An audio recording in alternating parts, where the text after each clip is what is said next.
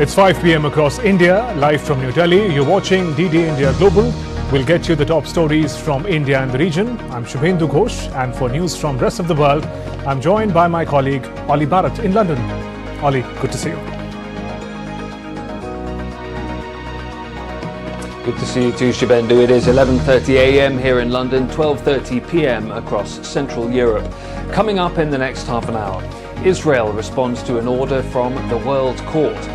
A fatal bus crash in South Africa. Emergency funds for the US state dealing with the Baltimore Bridge collapse, and plenty more besides.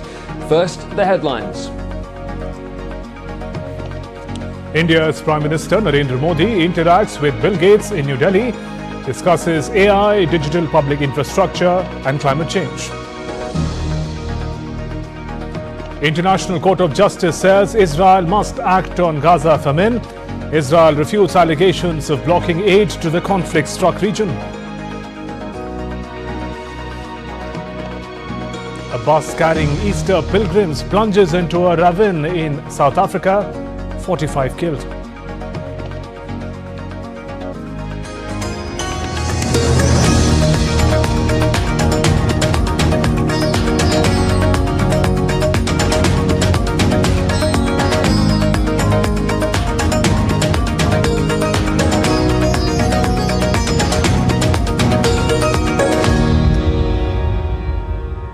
Microsoft co-founder Bill Gates had a candid interaction with India's Prime Minister Narendra Modi in New Delhi. Both the leaders had a freewheeling chat discussing a range of issues from artificial intelligence and digital public infrastructure to climate change. They also discussed health, agriculture and education sectors in India. Bill Gates presented books on nutrition to Prime Minister Modi. PM in turn gifted Microsoft co-founder a Vocal for Local gift hamper. And Prime Minister Modi told Gates about his concerns on tech misuse and deepfake. He said there should be a clear watermark on AI-generated content. AI ने जो challenges खड़ी की है, वो मैंने देखा है कि इतनी अच्छी चीज अगर प्रॉपर्ली ट्रेन किया बिना किसी के हाथ में दे दी जाए तो वो मिसयूज होने की संभावना ज़्यादा है। अब मैंने एआई से जुड़े सारे ब्रेन से उनसे भी बात की। मैंने कहा शुरू में हमने कोई भी एआई जनरेटेड चीज़ है तो उस पर आना चाहिए वाटरमार्क कि ये एआई जनरेटेड है, ताकि कोई मिसगाइड ना हो। और ये बुरी चीज़ नहीं है, सिंपली इट्स एआई जनरेटेड, तो मैं उसका वैल्यू समझ लूंगा। डीप फेक भारत जैसे डेमोक्रेटिक कंट्रीज में और इतनी विशाल कंट्री में कोई एक डीप फेक में कुछ भी चीज डाल दे, जैसे मेरे ही वॉइस में कुछ ऐसी गंदी चीज डाल दे, तो शुरू में तो लोग मान जाएंगे, तो बहुत बड़ी आग लग जाएगी। तो ये जरूरी है कि डीप फेक एआई जनरेटेड और ये सोर्स है, ये आज शुरू के दिनों में, आगे चल करके क्या होगा जरूरत नहीं पड़ेगी शायद, लेकिन ये हमने कुछ डूज एंड डोंट्स उस पर सीरियसली सोचना पड़ेगा। Prime Minister Modi spoke about the need for quality and clarity of data. मैं इसको दो तरह, एक हमें कॉमन मैन को भी क्वालिटी डेटा के लिए ट्रेन करना पड़ेगा। हमारे डेटा में क्वालिटी होनी चाहिए, क्लैरिटी होनी चाहिए। दूसरा, डेटा ओनर को मालूम होना चाहिए कि जो मेरे से डेटा मांग रहा है वो किस काम के लिए मांग रहा है। अगर वो उसके साथ एग्रीमेंट करके उसमें से कमाई करना चाहता है तो उसको अलाउ करना चाहिए कि और पहला, उसको प्रायोरिटी रिसर्च के लिए होनी चाहिए। रिसर्च के डेटा की वैल्यू ज़्यादा ना हो, ताकि वरना रिसर्च बहुत महंगा हो जाएगा। और रिसर्च करने वाले इंस्टीट्यूट ने भी उसको एश्योरेंस देना चाहिए कि तेरे डेटा का मैं जो उपयोग कर रहा हूँ वो इसी काम के लिए होगा, ये ग्लोबल गुड के लिए है, कॉमन मैन गुड के लिए। तो मैं मानता हूँ दुनिया में कोई भी व्यक्ति इनकार नहीं करेगा। And Prime Minister urged the world to develop the concept of green GDP. He said that nations should include it in their overall GDP. दुनिया को ग्रीन जीडीपी के कंसेप्ट को डेवलप करना चाहिए। कि भाई तुम्हारी टोटल जीडीपी में ग्रीन जीडीपी कितनी है, टोटल रोजगार में ग्रीन रोजगार कितने हैं। हम एक नया आखिर टर्मिनोलॉजी बदलनी चाहिए दुनिया की। तो मैं समझता हूँ कि समस्या का समाधान हो सकता है, लेकिन अगर मैं कहूँगा मैं तो जितना उपयोग करता हूँ करूँगा, मैं तो इतनी बिजली उपयोग करूँगा, मैं इतना पानी बर्बाद करूँगा, मैं ये करूँगा। Moving on, amidst the ongoing conflict, International Court of Justice has asked Israel to act immediately on the severe food crisis in Gaza. Ollie Barrett is in London, gives us more on this and other stories making headlines around the world. Ollie, what is the latest from the region? Well, Shibendo, as you say, we have that order from the International Court of Justice to Israel to provide immediate, unhindered delivery of aid to Gaza. Judges at the ICJ unanimously saying that this could be done by increasing the capacity and the number of land crossing points and maintaining them open for as long as necessary. In January, you'll remember the World Court, the ICJ, ordered Israel to refrain from any acts that could fall under the Genocide Convention. Now, Israel has reacted to the allegations that it is blocking aid, calling them wholly unfounded. Meanwhile, the Israeli Defense Forces have continued strikes on Hamas targets in Gaza on Friday. The IDF described the targets as Hamas infrastructure and a tunnel shaft, stating that the group is using civilians, including apartment blocks and hospitals, for cover. Well, let's go to DD India's Alex Cadier now, who joins us live from Tel Aviv. Alex, what exactly has Israel said about that new order from the ICJ? Well, Ollie, Israel's been particularly critical of South Africa for bringing this case in the first place. They called it a cynical attempt to exploit the ICJ to undermine Israel's right to defend itself after the atrocious attacks of October 7th. But to the point made by the ICJ about humanitarian aid, the lawyers for Israel at the ICJ denied any deliberate human suffering caused by Israeli forces. We've also had a statement from the Foreign Affairs Ministry here in Israel saying that Israel will places no limitations on humanitarian aid that enters the Gaza Strip and wishes no harm to civilians, and that they will continue to promote new ways of getting aid into the Gaza Strip and expand the existing ways alongside charities and UN agencies. They also said that Hamas is to blame for the humanitarian situation on the ground because, according to the Israeli Foreign Ministry, Hamas started this war with the attacks on October 7th. Certainly a strong reaction, a full denial by Israel that any limitations are being placed on humanitarian aid, despite that new order by the ICJ. We will then have to wait now a month, 30 days, for Israel to report back to the court to see if anything changes on the ground, Ollie. Okay, Alex, and have we seen any change on the ground when it comes to aid for Gaza? Well, it's still pretty early days, but let me give you that figure which aid agencies give you a rough estimate of how many aid trucks need to go into Gaza to be able to sustain a basic level of humanitarian survival in the Strip. Aid agencies say about 500 trucks are needed per day, and that in the start of March you were averaging about 160 trucks. So certainly, at least this month, that number of the amount of aid has not gone up. We've seen some of those airdrops trying to parachute aid to the Gaza Strip as a kind of piecemeal approach, but we know that that is nowhere to the scale of what aid agencies say is needed to keep people alive in Gaza. And just a few moments ago, before coming on air to speak with you, I spoke to an UNRWA official, UNRWA, the United Nations Agency for Palestinian Refugees, the largest aid agency operating in Gaza at the moment. The response, I asked whether or not a shift had been seen. Absolutely no shift was the response. In fact, the reverse is true. So you have aid agencies on the ground saying that the situation has not improved in the last few weeks. We also saw on Monday the Israeli government announcing it would not cooperate with UNRWA, which it accuses a small number of their staff to have been involved on October 7th. Israel says UNRWA will no longer have access to northern Gaza, one of the most hard-hit and badly affected areas. So certainly Israel saying there are no limitations on the ground, but agencies working in Gaza saying much more aid is still needed. Ollie. Thank you, Alex.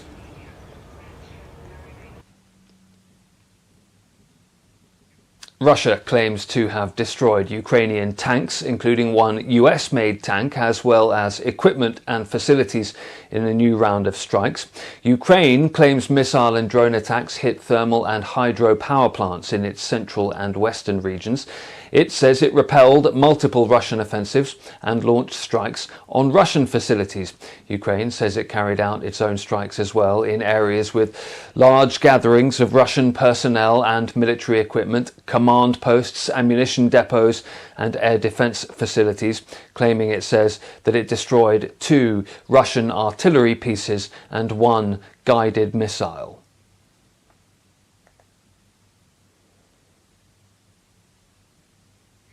Polish and Allied aircraft were activated on Friday after Russia launched missile strikes on Ukraine. The strikes were in Dnipro and Ivano-Frankivsk, both of which fall in the southeastern part of Ukraine bordering Poland. A Russian cruise missile entered Polish airspace for 39 seconds during a major missile and drone attack against Ukraine on March the 24th. The Polish military says it did not shoot down the plane because doing so would pose a risk to local civilians. Well, the US continues to try and stem the flow of technology to Russia for weapons. US companies are now being asked to stop shipping goods to 600 foreign parties over fears they could be diverted to Russia for use against Ukraine. The US Department of Commerce has sent letters in recent weeks to at least 20 companies with this warning.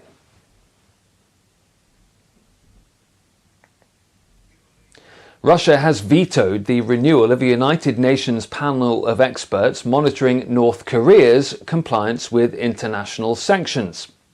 Russia's move follows accusations from the United States, South Korea and others that Pyongyang is supplying Moscow with weapons to use in its conflict in Ukraine. South Korea says Russia's move is irresponsible, while the US State Department called it reckless. The United States is deeply disappointed by Russia's veto of the United Nations Security Council's 1718 Committee Panel of Experts mandate renewal. We are also disappointed that the People's Republic of China decided to abstain after 14 years of supporting this important mandate. For the past 15 years, the 1718 Committee Panel of Experts has been the gold standard for providing fact-based, independent analysis and recommendations on the implementation of UN sanctions on the DPRK. Kremlin spokesman Dmitry Peskov says Russia's veto against North Korea sanctions monitors is in Russia's own interest. Russia's decision to veto and block the mandate of the UN Security Council of experts who monitor the enforcement of sanctions against North Korea. Does this mean the Russian policy in enforcing these sanctions has changed? Such a position is more in line with our interest. The talk was about a group of experts. The issue is that we do not agree with the practical aspects of this project. The US government has approved an emergency fund of $60 million for Maryland to help in the recovery and rebuilding mission of the collapsed Francis Scott Key Bridge in Baltimore. The bridge collapsed on Tuesday after being hit by a cargo ship. 2 bodies have been recovered, 4 others are missing and presumed dead. DD India's Rishabh Sharma reports. We pray for the family and the families of all of the victims of the Key Bridge collapse, and our hearts are with the families. And to all the families, we are so sorry for this tragedy. On Tuesday, in the wee hours, a cargo ship named Dali, heading towards Colombo in Sri Lanka, hit the Francis Scott Bridge in Baltimore Harbor in Maryland. The strike was powerful, causing most of the bridge to collapse. 6 workers engaged on a roadside work on the bridge fell into the waters. All of them are presumed dead. Rescue crews initiated a rescue operation soon after the accident. They recovered 2 of the 6 bodies. One of them belonged to Mena Suazo, a migrant worker. His family is having a tough time. However, they still appeal US government to not stop till all the bodies are recovered. Con la remoción de escombros del puente, lo que We understand that the US government is losing millions of dollars because the boats are not moving. But we believe that they should not forget the suffering of the families and the 4 victims whose bodies have not yet been found. Almost 31,000 cars used to cross the Francis Scott Key Bridge every day, and it was one of 3 ways to cross Baltimore Harbor. The cargo ship was the length of the Eiffel Tower. The collision was immense. Hence, authorities say it will take time to rebuild the bridge. The US government has also awarded $60 million to the state of Maryland in the federal emergency relief. Government is working hand in hand with industry to investigate the area, to clear the wreck, and to move the ship. Leaders from across local and state and federal levels are gathering funds to rebuild this bridge. This work is not going to take hours. This work is not going to take days. This work is not going to take weeks. We have a very long road ahead of us. Built in 1976, the Francis Scott Key Bridge missed out on structural engineering redundancies that are commonplace in newer bridges. Engineers also say that the size of cargo ships has grown in recent decades and now is an urgent need to better protect the piers holding up spans over the shipping channels to prevent further casualties. Rishabh Sharma's report for DD India.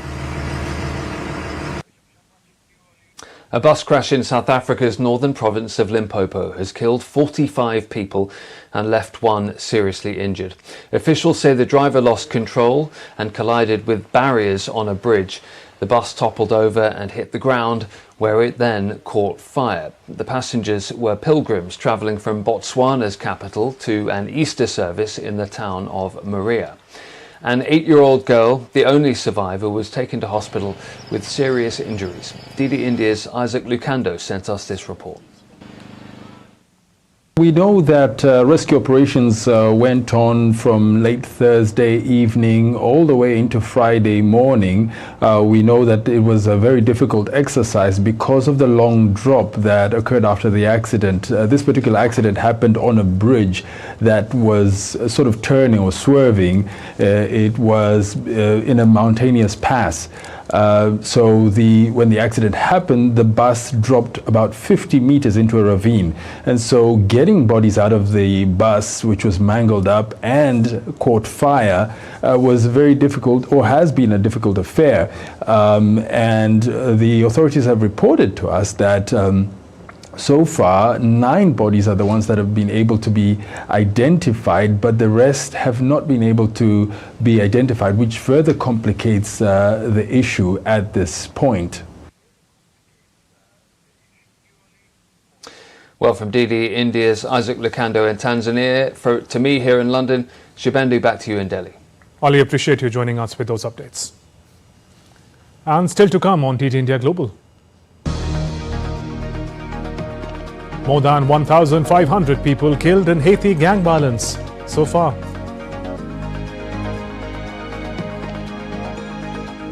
A new study shows dogs can understand words in a way that is similar to humans.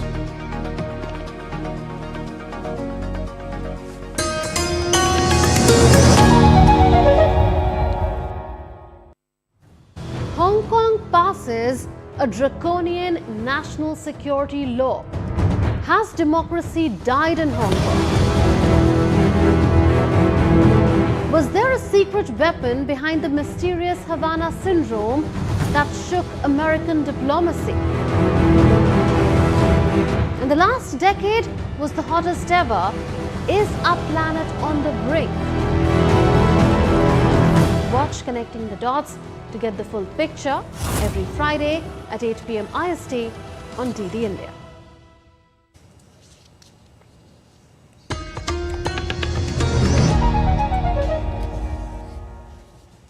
Welcome back. You're watching DD India Global. I'm Shubhendu Ghosh. India's Minister of External Affairs, S. Jaishankar, held talks with his Ukrainian counterpart, Dmytro Kuleba, in New Delhi on Friday. Both sides held an open and wide-ranging conversation. The discussions focused on ongoing conflict and its wider ramification. FM Kuleba and External Affairs Minister of India also exchanged views on various initiatives in the context as well as on global and regional issues of interest to both sides. Jaishankar reiterated India's commitment to strengthen the overall relationship, including bilateral cooperation. I'm very glad that despite some of our bilateral mechanisms have also met, I think this has created a certain momentum in our bilateral relationship. Today, after this discussion in the afternoon, we look forward also to the meeting of the Intergovernmental Commission. India and Ukraine have been traditional friends, but I think there is much more that we can do and should do, not only in the interest of our nations, but also in the interest of global development and security architecture. We will be looking forward to restoring what had existed before the large-scale invasion of Russia in Ukraine began, existed between us. We will be looking forward to discussing new areas and projects of our cooperation, because I do believe that this relationship has a strategic perspective, and therefore our leaders spoke, Prime Minister Modi and President Zelensky, they spoke in person and on the phone a number of times, and they always instruct us foreign ministers to push this relationship forward. So we have a big work to do, and I'm looking forward to delivering so that we can report to our leaders, but also to the peoples of India and Ukraine, two big friendly nations. In Haiti, more than 1,500 people have been killed so far this year as the gang violence continues. The country extended a state of emergency while trying to deal with civil unrest and set up a new government. DD India's Latin America correspondent, Marie-Trinée Mena, gets us more. The United Nations has described the situation in Haiti as cataclysmic, with more than 1,500 people killed in the Caribbean country since the beginning of 2024. The UN's High Commissioner for Human Rights, Volker Turk, said on Thursday that all these practices are outrageous and must stop at once. The most recent UN report says some 4,500 people died last year. Since February this year, Haiti has been facing a political and security crisis as rival gangs battle for control. Criminal organizations have attacked strategic locations such as the international airport and police stations and blocked main roads, preventing the distribution of food and essentials across the capital Port-au-Prince. For now, a state of emergency that began a month ago has been extended until early April, but is likely to continue as the capital continues to be controlled by heavily armed civilians. This comes as the Caribbean nation is working to establish a new government through a transitional presidential council. Even though Haiti's prime minister said in mid-March he would hand over his office when the transitional government takes office, the council is not officially installed yet. In Caracas, Marie-Trinée Mena, reporting for DD India. Meanwhile, foreign departures from Haiti have picked up recently as country's political future hangs in limbo. Canada sent a helicopter to its embassy in Port-au-Prince on Thursday to evacuate Canadians who want to leave. Canada is initially facilitating travel to Dominican Republic, which shares the island of Hispaniola with Haiti for vulnerable Canadians, such as those in need of medical attention or those with children. Around 30 Canadians who are travel ready with the necessary documents have so far come forward to leave. Let's now turn to other stories making news around the world. Oscar-winning film Oppenheimer made its debut in Japan on Friday, but residents in Hiroshima had mixed reaction. While some moviegoers claimed that the film is well made, others expressed their disappointment over the lack of stories of the victims of Hiroshima and Nagasaki. Japan is the only nation to have suffered atomic bombings, which claimed more than 200,000 lives in 1945 during the Second World War. A South African conservation group has been incubating over 200 eggs of endangered African penguins that were rescued from two colonies. The group is soliciting donations to meet the cost of incubating them by inviting people to adopt an egg this Easter, and this move is to protect rapidly failing population of the species. A new study has shown that dogs are able to understand some words referring to objects in the same manner as humans, offering a fresh insight into the way the minds of man's best friends work. Researchers plan to examine if this ability to understand referential language is specific to dogs or might be present in other mammals as well. Czech snowboarder Jacob Cuba-Hrons performed a world's first triple flip off a rail to add his name to the annals of snowboarding history. 19-year-old pulled off the historic feat, officially titled Switch Board Slide Switch Triple Underflit 1170 in his hometown, showing years of meticulous preparation.